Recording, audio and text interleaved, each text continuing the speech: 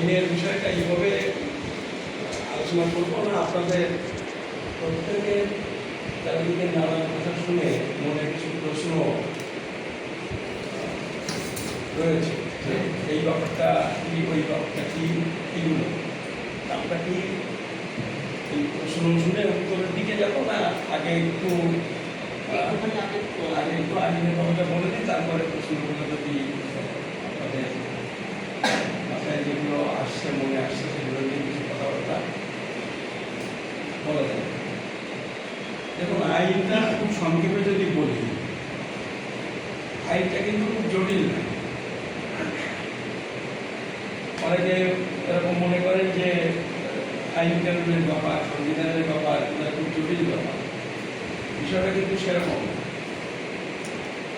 আপনারা যারা যদি এরকমভাবে বুঝবেন যে পাড়াতে একটা সমস্যা হয়, সেটাও আপনাদের মীমাংসা করতে হয়, জানতো কথা বলে সমস্যাগুলো শুনে নিজেদের বুদ্ধি খরচ করে যে এটা কি সঠিক কি বেঠিক আপনারা সিদ্ধান্ত নেন। সালিশে যেটা হয়, আপনারা এরকম যদি নিজেরা নিজের বুদ্ধিটা যদি প্রয়োগ করেন তাহলে দেখতে খুব সহজ। কিন্তু মনে মনে যদি ভাবেন আইন মানে খুব জটিল ব্যাপার, তাহলে কিন্তু ব্যাপারটা গোলমাল হয়ে যাচ্ছে। এবং এইটাই আমাদের লোকের ক্ষেত্রে হয়ে যাচ্ছে। নানান কথা শুনে মানুষ বিভ্রান্ত হয়ে যাচ্ছে। আমাদের দেশের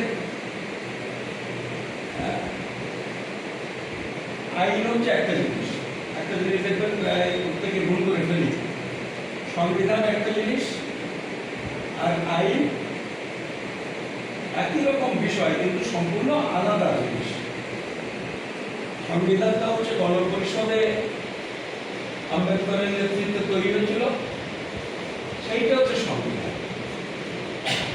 আর এই ভারতের পার্লামেন্টে আমরা যাদের নির্বাচিত করে পাঠাই, সেই পার্লামেন্টে যে আইনগুলো তৈরি করে, এইটা হচ্ছে আইন। সংবিধানটা তৈরি হয়েছিল গণপরিষদে, বিভিন্ন জন বসে ঠিক করেছিল। এবং সেইখানে একটা জিনিস পরিষ্কার যে এই যে সংবিধান, সেই সংবিধানের সাথে ওই আলোকে ওর সাথে সামঞ্জস্য রেখে আইন তৈরি করতে হবে। এমন কোনো আইন তৈরি করা যাবে না যে আইনটা ওই সংবিধানে যে কথাগুলো বলা আছে সংক্ষেপে তার বিরুদ্ধে চলে যায়।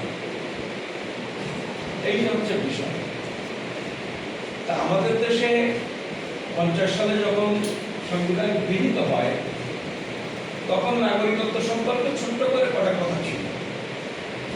সেই কথাগুলো বলে ওই সংবিধানে বলে দিয়েছে যে আরো বিস্তারিত যদি প্রয়োজন হয়, পার্লামেন্ট যদি মনে করে, তাহলে তারা আইন তৈরি করতে পারে।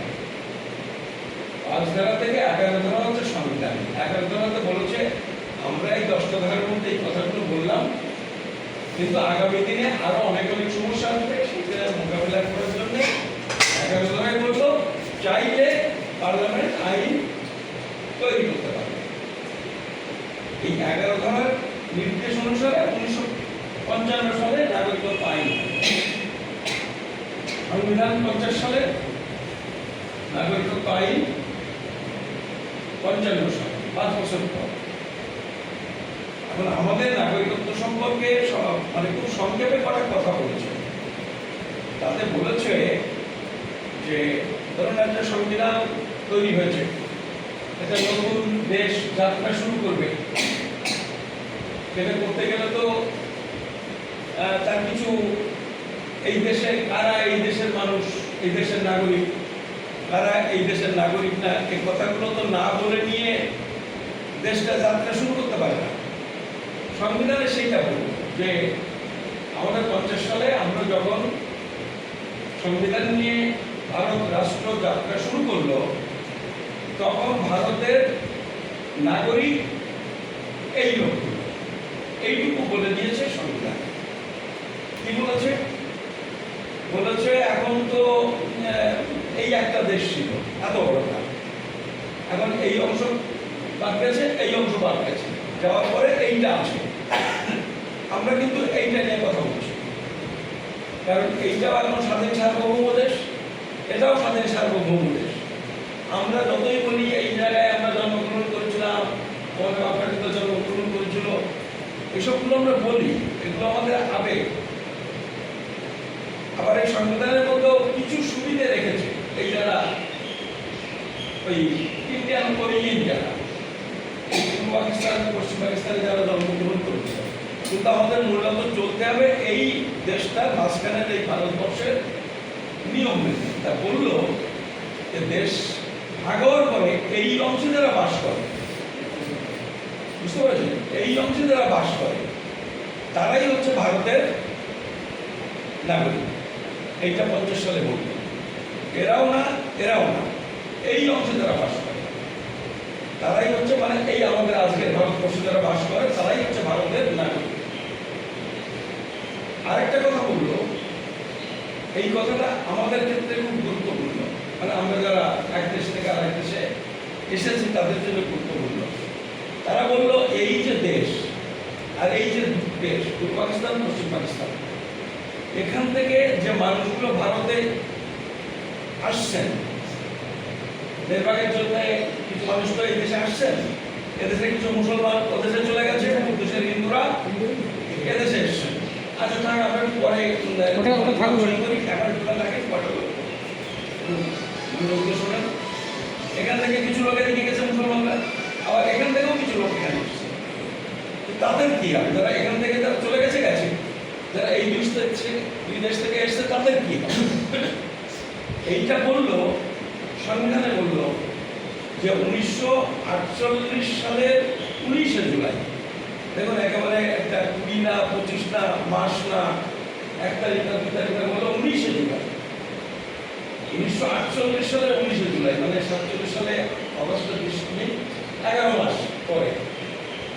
বলে এই 11 মাসের মধ্যে এখান থেকে যারা এখানে চলে এসেছে, মানে 48 সালের 19শে জুলাইয়ের মধ্যে যারা চলে এসেছে, তারাও এই এলাকায় যারা আগে থাকতে বাস করে তার সাথে এই চলে এসেছে তারা, এরাও ভারতের নাগরিক। বোঝা গেল 48 সালে 19শে জুলাইয়ের মধ্যে চলে আসলে তারা কিছু লাগবে না, সেও ভারতের নাগরিক হয়ে গেল। এই নিয়ে আমাদের ভারত রাষ্ট্র যাত্রা শুরু, যে এই হচ্ছে আমার ভারতের নাগরিক, আমরা স্বাধীন দেশ, যাত্রা শুরু করলাম নতুন করে শক্তিশালী। এইবার এর সাথে আরেকটা ধারাতে বলে দিল যে এই এর পরেও যারা আসবে এখান থেকে আর এখান থেকে, তারাও নাগরিকত্ব পাবে, কিন্তু তাদের নাগরিকত্ব পেতে গেলে দরখাস্ত করতে হবে। কথা বললেন 48 সালে 19শে জুলাইয়ের পরে আসো বাবা, কিন্তু সেক্ষেত্রে তোমাকে দরখাস্ত করে নাগরিকত্ব নিতে হবে। তার জন্য কিছু শর্ত করলো, কি কি পূরণ করলে তুমি দরখাস্ত করতে পারবা।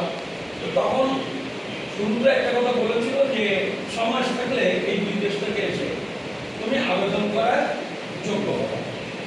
সেটা পরে 5 বছর হয়েছিল, তারপরে আবার বেড়ে গেছিল 10-11 বছর, আবার কমিয়ে 5 বছর, এখন যেটা আছে 5 বছর আছে।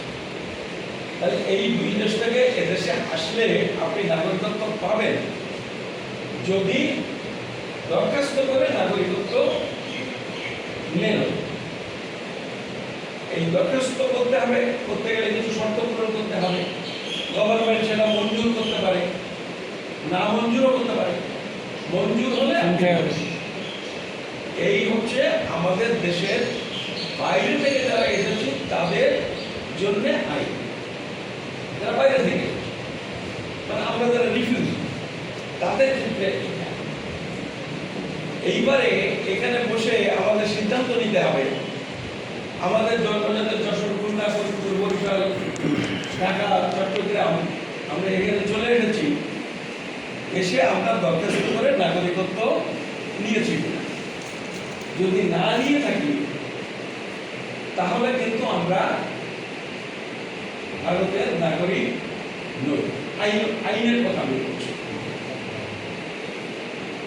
কেউ কেউ বলেন যে আমি তো সেটেলমেন্ট পেয়েছি, জমি পেয়েছি, বাড়ি পেয়েছি, আমি এসে এখানে সরকারি চাকরি পেয়েছি, সেন্ট্রাল গভর্নমেন্টের চাকরি করেছি, এই দেখো লাল রঙের পেনশন, ওই আমি জমি কিনেছি, ভোট দিচ্ছি, নানান রকমের আমরা কথা বলি, কিন্তু আইন বলছে কোনোটাতে কিছু হবে না যদি তুমি দরখাস্ত করে নাগরিকত্ব না নিয়েছে।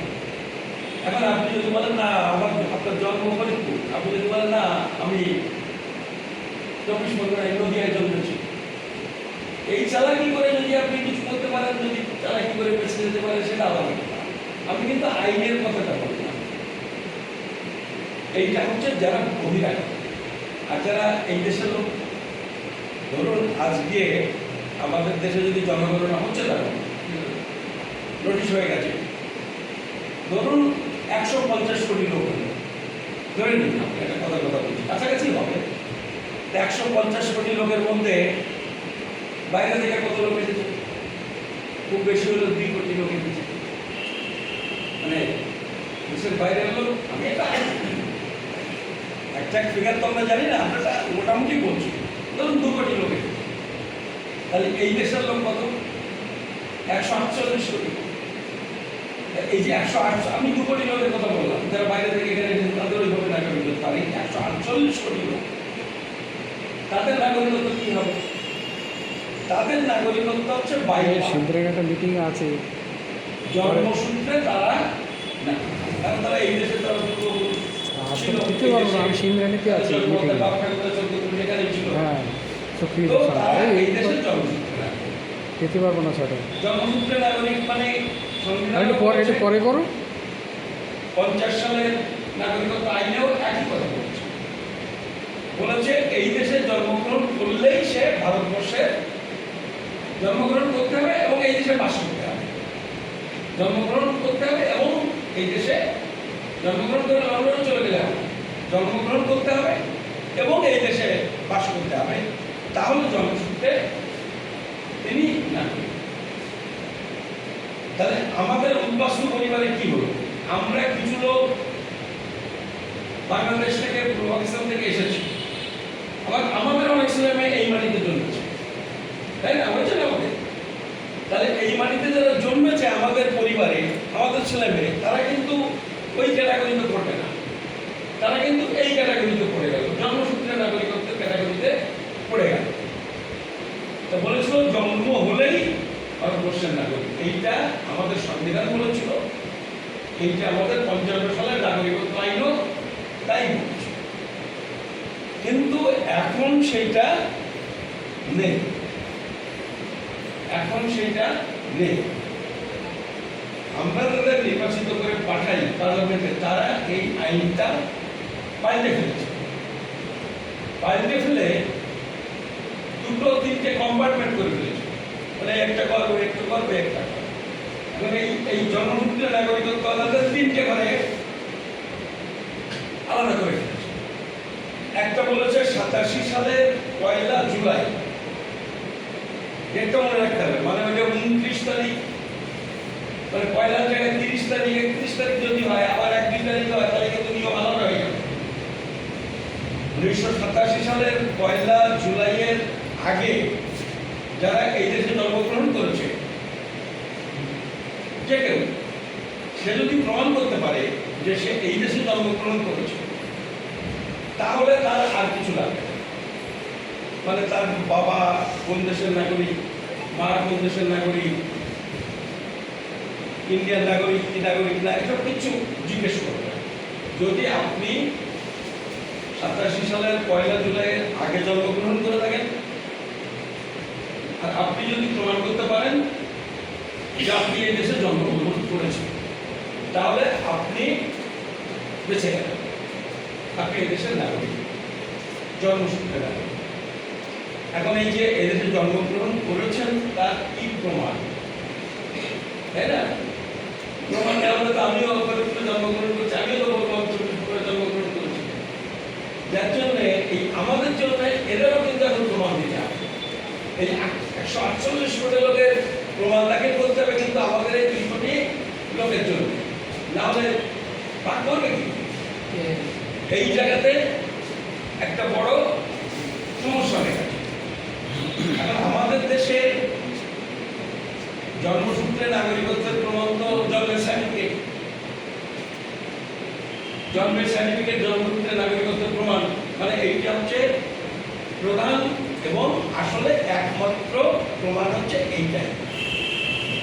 আমাদের দেশে আগে আগে তো এই বাড়িতে বাচ্চা কাচ্চা হতো, হসপিটাল সেরকম গ্রামে গঞ্জে ছিল না, মানুষ জানতো না, এরকম নানা কারণে মানুষের জন্মের সার্টিফিকেট নেই। এখন যদি বলে জন্মের সার্টিফিকেট না থাকলে তুমি জন্মসূত্রে নাগরিকত্ব পাও না, এই কথা ভারতবর্ষে বললে তো ওই ঠকবাজ থেকে আলাদা হয়ে যাবে, তাই না? কারণ অধিকাংশ লোকের নেই। তো এইভাবে চলছিল একটা হজবরলা করে, যা একটা নতুন দেশ খুলে দেওয়া হয়। তারপরে 69 সালে, 47 সাল থেকে 69 সালে এসে একটা আইন করলো ভারত সরকার, তার নাম হচ্ছে জন্ম মৃত্যু নিবন্ধীকরণ আইন। ইংরেজিতে বলল দি registration of birth and death act 1969, 69 সালে হলো। 69 সালে এই আইন করে বললো যে এতদিন যা হওয়ার হয়েছে, 69 সাল থেকে কিন্তু যারা জন্মগ্রহণ করবে তাদের বার্থ সার্টিফিকেট না হলে আর কিন্তু জন্মসূত্রে নাগরিকত্ব পাওয়া যাবে না, এটা কিন্তু মানা হবে না। তো এটা বলল, কিন্তু এটা তো শুধু বললে হয় না, তার জন্য তো সার্টিফিকেট পাওয়ার ব্যবস্থা করতে হয়। মানুষ যাতে হসপিটালে নার্সিংহোমে জন্মগ্রহণ করতে পারে, তার জন্য পর্যাপ্ত হসপিটাল, ডাক্তার এগুলো দরকার, সেগুলো গভর্নমেন্ট করতে পারে, যে কারণে এটাও ঠিকমতো কার্যকরী করতে পারে। করতে না পেরে তখন দেখছি তো মুশকিল, তাহলে কি করা যায়? তখন বললো ঠিক আছে, স্বরাষ্ট্র দপ্তর একটা সার্কুলার দিল, গেজেট নোটিফিকেশন করে বললো ঠিক আছে, জন্মের সার্টিফিকেট না থাকলে কিছু বিকল্প কাগজের কথা বলল, যে জমি দলিল দেখে যদি অফিসাররা বোঝে যে না আপনার এই জন্ম এই দেশে হয়েছে, বা হতে পারে স্কুল সার্টিফিকেট দেখে যদি বোঝে ছেলেবেলা থেকে এখানে পড়াশোনা করেছে, আপনার যদি কোনো লাইসেন্স থাকে, বুঝতে পারছেন? এরকম বেশ কিছু ডকুমেন্টের কথা বললো যে এইগুলো বিকল্প হিসেবে এগুলো মানা যাবে। এইটা গভর্নমেন্ট বলে 20 বছর পরে, 20 বছর থেকে আরো 20 বছর পরে 79 সালে বলছে, 79 সালে একটা কি করলো, পরিসংখ্যান নিল, নিয়ে সার্ভে করে বলছে যে এখনো অব্দি বেশিরভাগ লোকেরই ওই জন্মের সার্টিফিকেট নেই। তখন 79 সালে 20 বছর পরে একটা সার্কুলার দিয়ে বললো, গেজেট নোটিফিকেশন বললো ঠিক আছে, ও 69টাও বাদ গেল, 89 সাল থেকে কিন্তু সার্টিফিকেট করতেই হবে। তো এটা চলতে 2016-17 সালে, মানে এই যে 2016 সালে একটা সার্ভে করে দেখে যে এখনো বিপুল সংখ্যায় মানুষ এখনো অব্দি তাদের বার্থ সার্টিফিকেট নেই। ওই সেই ঠকবাজটা গ্রাহকদের এখনো হয়ে যায় 2016-17 সালে। ফলে এইটা তারা কার্যকরী করতে পারেনি, না করে বললো ওই বিকল্পগুলো চলবে। তারপরে এই 23 সালে, মানে 1.5 বছর হয়েছে, 23 সালে ওই যে 69 সালের আইন, ওইটাকে আইন সংশোধন করছে, এবার গেজেট নোটিফিকেশন না, আইন সংশোধন করছে। ওই আইনটার নাম করেছে দি registration of birth and death amendment act 2023। ওই আইন 2023 সালে সংশোধন করে বলছে যে যা হবার হয়েছে 2023 সালের 1 অক্টোবর, এটা মনে রাখুন, কারণ এইটা এখন মনে রাখতে হবে নাতিপুতি ছেলে মেয়েদের জন্য, 2023 সালের 1 অক্টোবর এবং তারপরে যারা জন্মগ্রহণ করবে তাদের কিন্তু আর বার্থ সার্টিফিকেট ছাড়া হবে না। কারণ এবার গভর্নমেন্ট বলছে যে মোটামুটি দেশের যা কন্ডিশন, এখন এটা সচেতনতাও বেড়েছে, সুযোগও বেড়েছে, আর মানা হবে না। তাহলে এই 1 অক্টোবর 2023-এর আগের লোকের কি হবে? সেক্ষেত্রে ওই বিকল্প সার্টিফিকেট দেওয়া হবে। এখন আমাদের ওই যারা ওখান থেকে এসেছি দরখাস্ত করিনি, অথচ আমরা এই জায়গায় এসে আমাদের অনেক কাগজপত্র হয়ে গেছে। ওই বিকল্প যে কাগজের কথা বলছে, ওই কাগজপত্র আমাদের অনেকের হয়ে গেছে, যাদের 87 সালের আগে জন্ম। 87 সালের আগে জন্ম, আমরা এসেছি ওপার থেকে, কিন্তু ওই বিকল্প কাগজ যদি থাকে, এই সময় আমাদের একটু ওই যুধিষ্ঠির যে বলেছিল না, হত ইতিবদ, আমাদের ওইটুকু মিথ্যে কথা না বললে বাঁচতে পারবে না।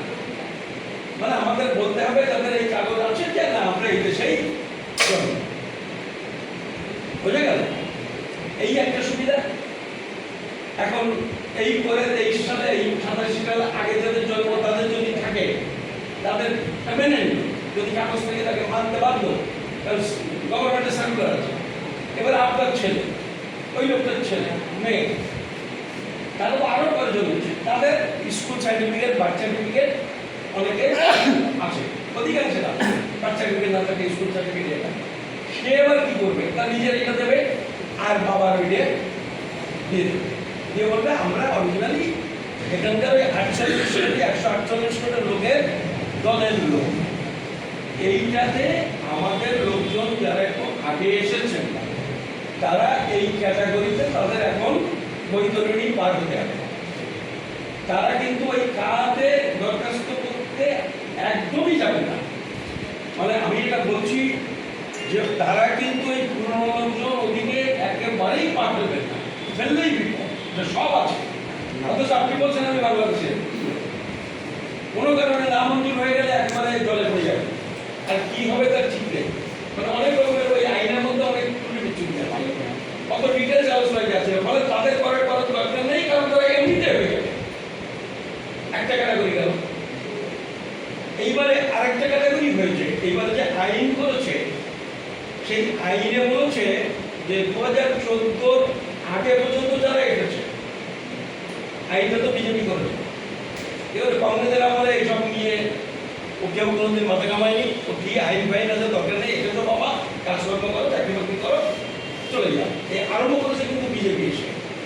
বিজেপি 2003 সালে এসে প্রথম যেটা করলো সর্বনাশ, ওই যেটা নিয়ে আমাদের অবসর আন্দোলনটা শুরু হলো, তাতে 2(1)B একটা সেকশন করলো, 2 within bracket 1 within bracket B।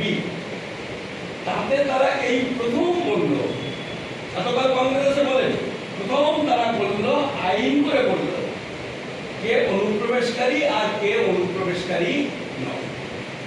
যে অনুপ্রবেশকারী হওয়া তার ভারতে কোনো জায়গা নেই, মানে পুলিশটাকে ধরবে, দেশ করে চাকরি করতে হবে, নাগরিকত্বের দরখাস্ত তুমি করতে পারবে না। অনুপ্রবেশকারী, তো অনুপ্রবেশকারীকে বললো অনুপ্রবেশকারী হলো যারাই ভারতে এসেছে বিনা পাসপোর্ট বা বৈধ অনুমতিপত্র ছাড়া। তুমি হিন্দু হও, মুসলমান হও, জৈন হও, খ্রিস্টান হও, যেই তুমি বাংলাদেশ থেকে আসো, পাকিস্তান থেকে আসো, আফগানিস্তান থেকে আসো, লন্ডন থেকে আসো, অস্ট্রেলিয়া থেকে আসো, আমেরিকা থেকে আসো, যেখান থেকে আসো, যে কোনো ধর্মের লোক ভারতের মাটিতে বিনা পাসপোর্টে যে পা দিয়েছে সে অনুপ্রবেশকারী এবং তার ভারতে কোনো জায়গা নেই। এইটা হচ্ছে 2003 সালের আইন, বিজেপি করলো। দেখেন আপনারা যদি কেউ বিজেপি থাকেন, এখন একটু কে বিজেপি কে তৃণমূল এটা ভুলে যান, আমি আইনটার কথা বলছি। এইটা করলো করে ওরা কিন্তু তার পরদিন থেকে প্রচার শুরু করলো, হিন্দুরা শরণার্থী, মুসলমানরা অনুপ্রবেশকারী, এই প্রচারটা শুরু করলো। কিন্তু আইনে কিন্তু কোনো হিন্দু মুসলমান, 2003 সালের আইনের কথা বলছি, কোনো হিন্দু মুসলমান বলে এইভাবে চলতে থাকলো। 2003 সাল থেকে আইন করেছে, 2003 সাল থেকেই আন্দোলন শুরু হয়েছে, মতুয়ারা অন্যান্যরা এইসব করতে করতে করতে করতে 2019 সালে এসে ওরা ওই নিজেদের তৈরি করা যে আইন 2003 সালে করেছিল 2(1)B সেকশন, ওই সেকশনে একটা অ্যামেন্ডমেন্ট ওরে বললো, আগে বলেছিলাম যে কোনো দেশ থেকে আসলে অনুপ্রবেশকারী, পৃথিবীর যে কোনো দেশ, তার মধ্যে আমি 3টে দেশ থাকবে, ওই 3টে দেশ থেকে আসলে তাকে আর অনুপ্রবেশকারী হবে। আর আগে বলেছিলাম সব সম্প্রদায় অনুপ্রবেশকারী, এখন তার মধ্যে থেকে 6টা সম্প্রদায় ছাড় দিলাম। বুঝে গেল কথা? এটা কিন্তু বিজেপি নিজেদের তৈরি করা আইনে নিজেরাই একটা অ্যামেন্ডমেন্ট আনলো এইসব আন্দোলনের চাপে, কারণ দেখছে এটা কমে লোকে জেনে যাচ্ছে যেটা বিজেপি করেছে, হ্যাঁ এটা তো হিন্দুদের অসুবিধা হচ্ছে, পার্টি করার অসুবিধা, এইসব চাপের জন্য তারা আইনটা তৈরি করে। যা করলো তার মধ্যে এইবারে আবার ফ্যাক্টরা জুড়ে দিল। তারা বললো ঠিক আছে, হিন্দু বৌদ্ধরা অনুপ্রবেশকারী না, কিন্তু 2014 সাল পর্যন্ত বুঝা গেল। 2014 পরে 2015 1 তারিখ থেকে যারা এসেছে হিন্দু হলেও অনুপ্রবেশকারী, মুসলমান হলেও অনুপ্রবেশকারী, 2014 পর্যন্ত ছাড় দিয়েছে। এবার 2014 পর্যন্ত ছাড় দেওয়ার ফলে কি দাঁড়ালো? দাঁড়ালো 2014 পর্যন্ত যারা এসেছে তারা ভারতের বৈধ বসবাসকারী, মানে অনুপ্রবেশকারী বৈধ, কিন্তু বেনাগরিক। বৈধ বসবাসকারী বেনাগরিক, কিন্তু এই বৈধ হওয়ার কারণে আপনি এবার দরখাস্ত করতে পারেন, চাইলে দরখাস্ত করতে পারেন। দরখাস্ত করার সুযোগটা আপনার হয়েছে 2019 সালের আইনে, এই সুবিধাটা। কিন্তু আবার অ্যাপ্লিকেশন করার ক্ষেত্রে এমন কিছু কন্ডিশন করে দিল যেগুলো প্রমাণ করা খুব মুশকিল। প্রথম মুশকিল হচ্ছে যে এখানে চাকরি করে, যে এখানে জমি জমা কিনেছে, মানে যারা এস্টাবলিশ, তাদের দরখাস্ত করতে গেলে বলতে হবে আমি বাংলাদেশে এই গ্রামে এই জেলায় আমার বাড়ি, আমি ভারতের নাগরিক। তা এইটা ধরুন 2-4 দিন আগে যারা এসছে তাদের পক্ষে সম্ভব, কিন্তু যারা এই জায়গাতে এস্টাবলিশ লোক তাদের পক্ষে কতটা কঠিন হবে। সে তার ছেলেপিলে তার নাতি হয়ে গেছে, চাকরি বাকরি ইত্যাদি ইত্যাদি, শিক্ষা দীক্ষা, জমি জমা, ঘর বাড়ি। ফলে এইটা আমরা তখনই বললাম যে এইটা কিন্তু নাগরিকত্ব পাওয়ার পথ নয়। তুমি 2014 বর্ষ করো, অন্তত 2014 পর্যন্ত যদি করো তাও করো, বলো 2014 আগে যারা এসেছে তারা 2014 আগে এসেছে এরকম একটা কাগজ দিলে সে না, তাকে দরখাস্ত করতে হবে না, তাহলে মানুষের পক্ষে এটা সম্ভব হতো। কিন্তু তারা তা করে। আবার এইটা করতে কেউ বলতে পারেন আপনি যে আগে বললেন বাইরে থেকে আসলেই দরখাস্ত করতে হবে, তাহলে তো আইনের সাথে মেলে না। কিন্তু এই জায়গায় একটা কথা আছে, কথাটা হলো এই যে আইন আমি বলেছি, এই আইনের ক্ষেত্রে একটা ব্যতিক্রম আমাদের নাগরিকত্ব আইনে আগেই করে ফেলেছে। এটা রাজীব গান্ধী করেছিল যখন বাঙালি খেলাও আন্দোলন ছিল আসামে, ওইটা নিয়ে ওই যে সামাল দেওয়ার জন্য তখন ওই শুধু আসামের জন্য একটা আইন করেছিল। কথা বলেছিল যে আসামে 71 সালের 25শে মার্চের আগে যারা আসামে গেছে তার একটা প্রমাণ দিতে পারলে তাকে আর বিদেশি বলা যাবে না, তার দরখাস্ত করা লাগবে, সে অটোমেটিক আসামে 71-এর আগে গেলে নামবে। তাহলে এই দৃষ্টান্ত আছে, এই উদাহরণ আছে। তাহলে সেই উদাহরণটা ধরে বিজেপি এই 2014টা কাট অফ ডেট করতে পারত, করে। আসামের উদাহরণটা হচ্ছে নাগরিকত্ব আইনের 6-এর এ ধারা, আর K-19টা হলো 6-এর বি ধারা। একই জায়গায় করেছে, ওইটার পরেই এটা করেছে, কিন্তু এইটা করেনি। তাহলে দেখেন আমাদের একটা অংশ বললাম যারা ওই পদ্ধতিতে এখন বেরিয়ে যেতে হবে, আর 2014 পরে যারা তাদের ব্যাপারটা হয়েছে তাদের জন্য কোনো পথ নেই, এখন অব্দি আইনের কোনো পথ নেই, তাদের যে কোনো সময় পুলিশ ধরে জেল করতে পারে। 2014 আগে আসলে শুরু হবে না, কিন্তু 2014 আগে এসে প্যান কার্ড করতে 2-3 বছর লেগেছে, ভোটার কার্ড করতে গিয়ে আরো 2-3 বছর লেগেছে। তার মানে দেখা যাবে যে 2014 আগে আসার পর আসলেও 16-17 আগে কোনো কাগজপত্র নেপালে সে পাবে না, কাগজ লাগবে। 2014 আগে এসেছে, একটা কাগজ লাগবে। তো তাহলে দেখা যাবে মোটামুটি 2011-12 থেকে যারা এসছে তাদের প্রায় বেশিরভাগই এই বিপদের মধ্যে এখন আছে। তাদের সমস্যার সমাধান হতে পারে একমাত্র এই আইনটা যদি আবার পরিবর্তন করা যায়, তা নাহলে তাদের কিন্তু কোনো আইনি পথ খোলা নেই। আর এইবার মুশকিল হচ্ছে যারা আগে এসেছেন, ওই যেভাবে বললাম, বা এখন ভোটার তালিকা এসআইআর যদি কথা বলেন 2002-এর ভোটার তালিকায় নাম থাকলে পার হয়ে গেলেন, তাহলে 2002-এর ভোটার তালিকায় নেই এবং ওই কাগজগুলো নেই, ওই যেগুলো বললাম স্কুল সার্টিফিকেট ইত্যাদি ইত্যাদি বিকল্প কাগজ নেই। এই মধ্যেখানে যারা আছেন সেই সংখ্যায় মানুষের কমে না, এখন তারা কি করবে? এইবারে তাদের ওই না ঘাটটা না ঘটনা, তারা এইদিকেও ঢুকতে পারছে না, ওদিকেও নয়।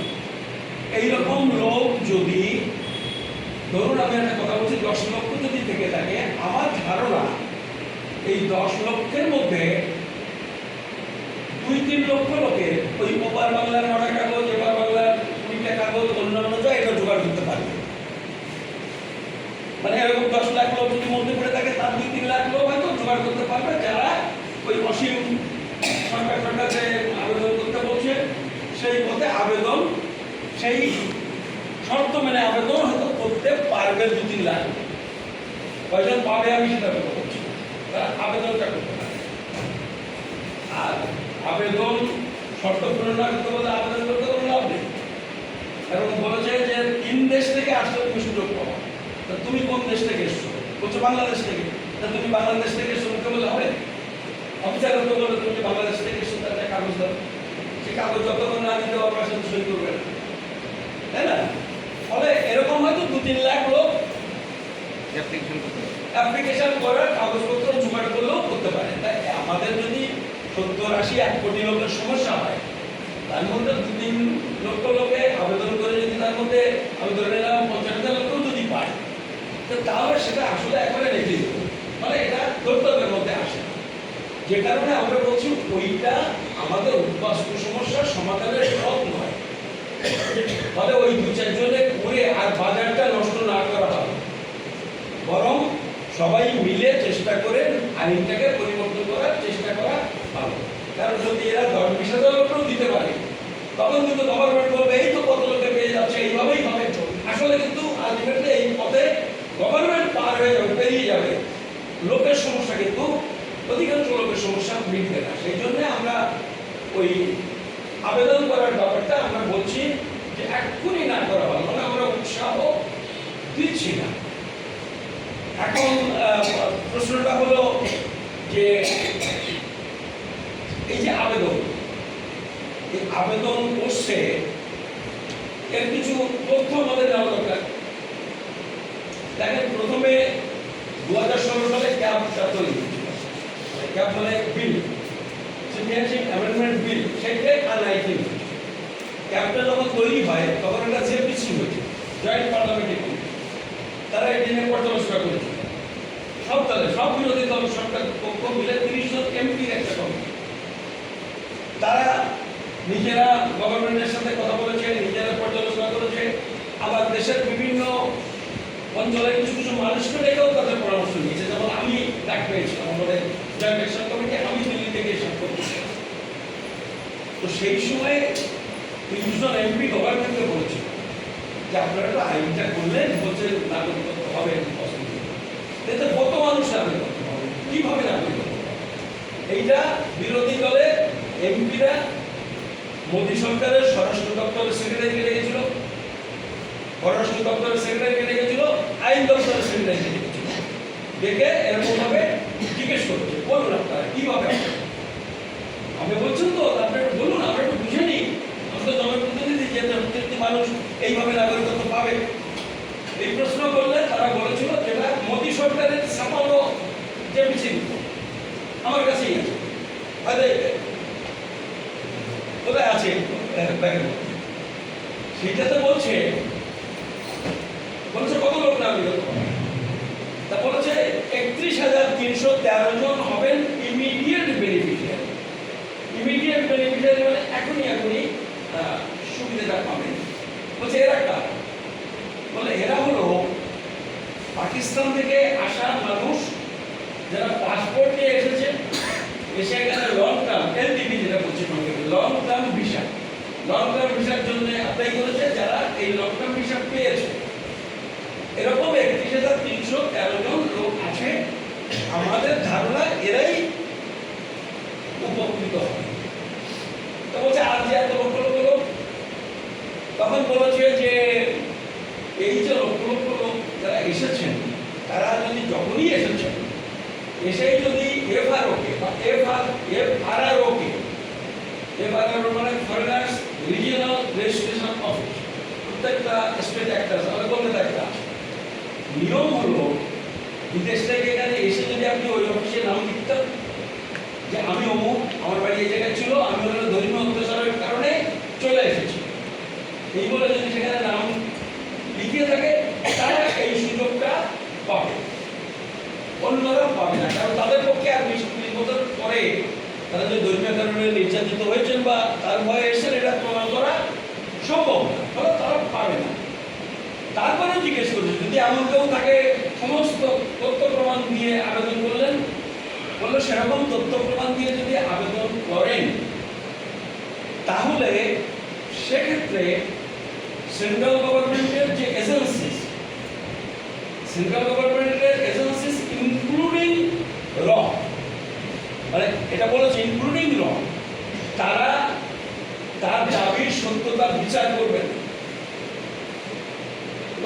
ওই দেশে সত্যি সত্যি কেন এসেছে, কবে এসেছে, তারপরে যদি তার পক্ষে রিপোর্ট যায় তাহলে তিনি নাগরিকত্ব পেলেও পেতে পারেন। এইটা মোদী সরকারের অফিসাররা বলেছেন জেপিসিতে, আর মোদী সরকার সেটা সেভেতে। এইটা হচ্ছে একটা দিক। এইবারে এই কাজে কিন্তু কাজ যে 5 বছর পরে, মানে 19 সালে 19 হয়েছে, 24 সালে রুলস বেরিয়েছে। রুলসে বলেছে যে বাংলাদেশের 9টা নথি তার একটা অন্তর্ভুক্তভাবে জমা দিতে হবে আবেদন করতে গেলে। আর তুমি যে 14 আগে এসেছো তার মধ্যে 20টা নথির কথা বলেছে, তার একটা অন্তর্ভুক্ত জমা দিতে হবে। আর ওই ধর্মীয় কারণে অত্যাচারের ব্যাপারটা ওরা একটু সহজ করে বলেছে, কারণ এটা সহজ না করে উপায় ছিল না। বলেছে ধর্মীয় কারণে অত্যাচারিত হয়ে অথবা ধর্মীয় কারণে অত্যাচারিত হওয়ার আশঙ্কায়। আমরা তো অধিকাংশ এসেছি ধর্মীয় কারণে অত্যাচারিত হওয়ার আশঙ্কাই এসেছি, যে আজকে অসুবিধা হচ্ছে না, ভবিষ্যতে কি হবে তার আশঙ্কার কি প্রমাণ? আশঙ্কার তো কোনো প্রমাণ হয় না। যে কারণে বলেছে তুমি একটা এফিডেভিট করে একটা হলফনামা দাও যে তুমি এই কারণে এসেছো। আর ওই যে বলেছে হিন্দু বৌদ্ধ, তাহলে তুমি হিন্দু কিনা, তাহলে একটা হিন্দু সম্প্রদায়ের কাছ থেকে একটা সার্টিফিকেট, আর ওই দুটো কাগজ দেওয়া হয়। এখন ওই দুটো কাগজ কতকে দিতে পারে? পারছিল না একেবারে। এখন বলছে জেরক্স হলে চলবে। দেখেন এই যে বলছে জেরক্স হলে চলবে, আপনি তো মাস্টারমাটে মানুষ, এটা জেরক্স, জেরক্সের পরে নাম টাইপ করে করে ওর পরে বসে আবার জেরক্স, আবার যে কাগজে নিয়ে গেছে একটা কাগজ থেকে 1000 ডকুমেন্ট তৈরি করা যায়, তাই না? ফলে এইগুলো আপনার পাশের সার্টিফিকেট, চাকরির জন্য যখন দরখাস্ত করবেন, কেউ যদি একটা লাইসেন্সের জন্য দরখাস্ত করেন, প্রথমে তো জেরক্স জমা দেবেন, তাও সত্যায়িত করার দরকার, তাই না? অরিজিনালটা আমাদেরকে সত্যায়িত তারা করবে, কথা বলছে। তারপরে সত্যায়িত বা প্রত্যায়িত করে আবেদন করলেও যখন চাকরিটা যদি হয়ে যায়, তো ওই শেষ মুহূর্তে ইন্টারভিউর সময় বলে অরিজিনাল কাগজটা দেখাও, দেখে ওরা মিলিয়ে নেয়। তার আগ পর্যন্ত অ্যাপয়েন্টমেন্ট হাতে দেয় না। আর নাগরিকত্বের মতো একটা বিষয়, মানে এটা বলছে, এটা তো আমার তো মনে হয় না, আর যে মিশিতে যা বলেছে তাতে তো বুঝতে পারছেন। এটা হচ্ছে একটা দিক। দুই নম্বর দিক হচ্ছে যে কোনো ব্যাপার, এটা পাসপোর্টের জন্য, একটা চাকরির জন্য, এটা পুলিশের ইনকোয়ারি হয় না? এটা পুলিশের ইনকোয়ারি। ভিসা পাওয়ার পরেও আপনি আরো লেবারের কাজ করতে যাবেন, যাই আপনাদের এলাকা থেকে, তারও ভিসা পাওয়ার পরেও একটা পুলিশ ক্লিয়ারেন্স লাগে। পুলিশ ক্লিয়ারেন্সটা কি? সেই লোকটা ক্রিমিনাল, তার বিরুদ্ধে কোনো সিরিয়াস মামলা আছে কিনা এটা তো বলবে, সে সন্ত্রাসবাদী কিনা। এইটুকু পুলিশি ক্লিয়ারেন্স না দিয়ে কোনো কাজ হয় আমাদের দেশে? হয় না। নাগরিকত্বের মতো একটা ব্যাপার বলছে, কিছু লাগবে না, নাগরিকত্ব দিয়ে দেবো, এইটা বলছে। আমি বলছি এই অসম্ভব না, এই সব ব্যাপারটা আমার কাছে খুব ভোলা গেলা, মানে মেলে না। আবার বলছে পেয়েছে কিছু কিছু, আমিও দেখেছি একটা সার্টিফিকেট, আমি একটা সার্টিফিকেটের কপি দেখেছি, তুমিও হয়তো দেখেছো ওই হোয়াটসঅ্যাপে দেখেছি। ওই লোকে যা বলে ওই একটা দুটো সার্টিফিকেটে ঘুরে বেড়াচ্ছে সবার কাছে, বুঝলেন তো? ওই একটা দুটো সার্টিফিকেট। আমি একটু খুঁটিয়ে দেখেছি, একটা সেন্ট্রাল গভর্নমেন্টের একটা প্রোগ্রাম আছে, তারপরে তো পঞ্চায়েতে যেমন একটা প্রোগ্রাম আছে, তারপরে তাদের নাম লিখে দেয় যে কোনো সার্টিফিকেট। তা নাগরিকত্ব ব্যাপার তাই প্রোগ্রামটা দেখলে আপনার মনে হবে এটা সঠিক না। ফুল স্টপ আছে, ফুল স্টপের পরে স্পেস নেই, এক জায়গায় দু জায়গায় আমি দেখেছি এইগুলো ভালো করে। তো এরকম নানান রকমের সব দেখে দেখে আমার অন্তত দু একজন যা পেয়েছে সেটা নিয়েও একটা ডাউন হয়। আর দেখেন আমাদের এই নেট যদি প্রত্যেকের কাছে এখন আছে, নেট খুলে দেখবেন ওই যে 33,313 জন যে বলছে 31, হ্যাঁ 31,313 জন, ওই 31,313 জন নাগরিক। নেটে দেখুন লোকসভা নির্বাচনের আগে পেয়েছিল মাত্র 300 লোকের নাগরিক, তার মধ্যে 7 জন বা 8 জন হচ্ছে পশ্চিমবাংলা, আর বাদ বাকি হলো পশ্চিম পাকিস্তান। তাহলে 31,313 জন যারা এলটিভি মিশনে বসে আছে তারাও পায়নি, কাগজপত্রে সামান্য স্পেলিং মিস্টেক এটা ওটা এই কারণে আটকে দিয়েছে। আরো একটা খবর দেখেন আপনি যেতে পাবেন, এই 2-3 বছরের মধ্যে 800 হিন্দু ফিরে গেছে, পাকিস্তানের হিন্দু। তারা 5 বছর 6 বছর এলটিভি পেয়েছে, দলটা ভিসা পেয়েছে, আবেদন করেছে, সামান্য ত্রুটি বিচ্যুতির জন্য তাদের নাগরিকত্ব হয়নি। এই করতে করতে তাদের পাসপোর্ট এক্সপায়ার করে গেছে। পাসপোর্ট তো এক্সপায়ার করে গেলে সেটা তো পাকিস্তান গভর্নমেন্ট সেটাকে এক্সপ্লেন করতে পারে, এরা পারে না, যে কারণে ফিরে যেতে হবে। আপনি দেখেন 800 সেই সময় বলেছে, 2-3 বছর আগে কথা বলছে, এর কথা আরো নিশ্চয়ই বেড়েছে। তাই এইভাবে নাগরিকত্ব সবাই হিন্দু কিন্তু, আর এরা হচ্ছে হিন্দু হলেই সব হয়ে যায়, কোনো কাগজপত্র লাগবে না। দেখেন এই ব্যাপারগুলো আর যে লোকগুলো করা আছে, আপনি জানেন আপনাদের বিধানসভারও নেতা আছেন, এখন দুবার এমএলএ হয়েছেন, এই দল ইত্যাদি ইত্যাদি, কতখানি ভরসা করতে পারেন সেটা আমার থেকে আপনারা ভালো বুঝবেন। অসীম বাবু সে কবিগান গায়, সেগুলো আপনারা শুনতে যান মনোরঞ্জনের জন্য, ঠিক আছে, আইন কানুন কতটা বোঝেন আমাদের, আপনারা কতখানি সেটা মনে করেন কি করেন আমি জানি না। তো এখন এইসব ব্যাপারগুলো চলছে। আমরা বলছি দেখেন আইন একটা হয়েছে, বৈধ হলে দরখাস্ত করার একটা সুযোগ তৈরি হচ্ছে, এটা কথা। এটা বিজেপি করেছে মানে বিজেপি আগে বন্ধ করেছিল, তার একটু চাপে পড়ে একটুখানি করেছে, এটা দয়ার দান না, সন্ত্রাসটা করেছিল 16 বছর পরে তার একটুখানি দরজা খুলেছে। তো এখন যা হয়েছে এটা আপনি আজকে দরখাস্ত করতে পারেন, 6 মাস পরে করতে পারেন, 2 বছর পরেও করতে পারেন, 5 বছর পরেও দরখাস্ত করতে পারেন। আমাদের সাজেশন হলো একটু ওয়েট করেন, নানান রকমের চেষ্টা চলছে। যদি আইনটা পরিবর্তন হয়ে যায় তাহলে আর এইসবের মধ্যে এই ঝুঁকির মধ্যে যেতে হবে। কারণ দেখেন আমাদের এখানে যে বছর পেয়েছে, আমি আপনার হিসেবটা বলি, ঠাকুরনগরের একজন পেয়েছে, সে মহিলা পেয়েছিল, তারা 4 জন না 5 জন ফ্যামিলি থেকে অ্যাপ্লাই করে, তার হাজব্যান্ড করেছিল, তার শ্বশুররা শাশুড়ি পেয়েছে, তিনি করেছিল, আর একটা ছেলে তার মেয়ে করেছিল, পেয়েছেন কিন্তু একজন, আর কয়টা রিজেক্ট হয়ে গেছে। তো ভাবুন একটা পরিবারে এখন গভর্নমেন্ট যদি করে ড্রাস্টিক অ্যাকশন নেয়, তাহলে একজন ইন্ডিয়া থাকবে আর 3 জন হয় জেলে, না হলে বাংলাদেশে, তাহলে পরিবারটাও ভেঙে গেল। সবাই মিলে এক জায়গায় থাকলে তো তাদের কিছু চিন্তা ভাবনা করে দিত। আবার ওই নদীয়ায় যে করেছে সেই লোকটা পেয়েছে, সে ওই সাইবার চালায়, ওই জায়গা থেকে সে করেছিল, এসব করতো ব্যবস্থা করেছিল, তারটা হয়েছে তার বলতে হয়, তার মা বাবারটা হয়নি। তাই তখন 2টো জায়গায় দেখছি, 5টা বলতে একটা হয়েছে, তাও সেই লোকসভার আগে, আর তারপরে এখন আবার তোড়জোড় চলছে। 26-এর ইলেকশনটাকে সামনে রেখে ইলেকশন হয়ে যাবে, দেখবেন সব লিখে দেবে, এটা যথেষ্ট করেছে, সব তো লিখে দিল আমি বাংলাদেশি, বুঝলেন তো, কে পাবে না আর কবে নিতে আসবে। আর ধরুন এই ইলেকশনে 80 ভোটার হেরে গেল, পাবেন মোদী গেলে বলবেন যে বাইনা গাইতে গেছে, কি হলো এই যে লোকগুলোকে ধরে ধরে ই করে বাংলাদেশি বলে ডিক্লেয়ার করে দিল, হয়তো এই বাংলাদেশ বলে ডিক্লেয়ার করে দেওয়ার জন্য পরবর্তীকালে যদি কোনো একটা আলাদা অ্যারেঞ্জমেন্ট হয়, হয়তো এই জায়গায় লিখে দিয়েছে তাদের, তোমরা তো লিখেই দিয়েছো যে হবে হবেই বলছি না। ফলে এইসব সমস্যাগুলো পড়লেও শোনেন, আমরা যেটা বলছি এগুলো সব কিন্তু যুক্তিতে যা মনে হচ্ছে, কি হবে তা তো আমরা জানি না নিশ্চিত করে।